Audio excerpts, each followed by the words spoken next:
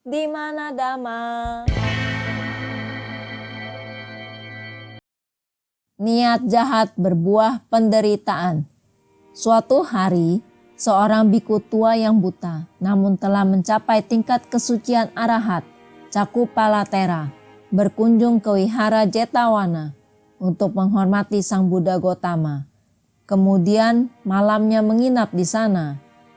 Ketika mendengar kedatangan Cakupalatera, pagi harinya sekelompok biku ingin menemui beliau.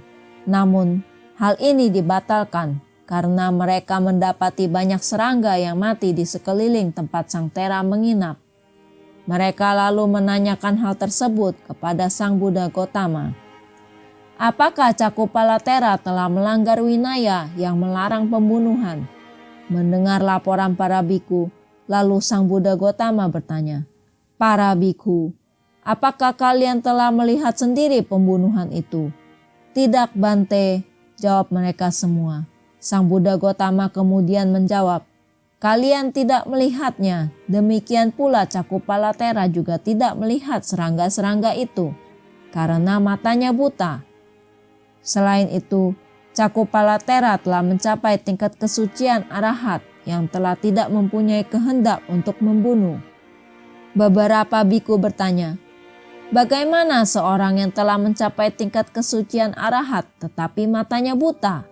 Sang Buddha Gotama kemudian menjelaskan bahwa dalam kehidupan lampaunya, Cakupala pernah terlahir sebagai seorang tabib yang pandai. Salah seorang pasiennya, seorang wanita miskin, karena tidak mampu membayar biaya penyembuhannya, telah berjanji, kalau sakit matanya dapat disembuhkan, ia dengan anak-anaknya akan bersedia menjadi pembantunya. Sang tabib kemudian mengobatinya dan penyakitnya mulai sembuh. Namun, wanita miskin tersebut karena takut harus memenuhi janjinya, lalu berbohong dengan mengatakan bahwa penyakitnya bukannya sembuh, melainkan bertambah parah. Sang tabib memeriksa lagi mata wanita itu dengan cermat, dan ia mengetahui bahwa wanita tersebut membohonginya. Ia pura-pura tidak mengerti dan mengganti obatnya, sehingga wanita tersebut benar-benar menjadi buta.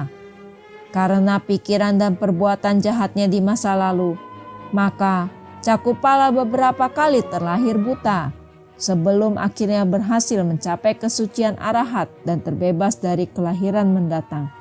Mengakhiri kisah tersebut, Sang Buddha Gotama membuat kesimpulan berupa bait berikut.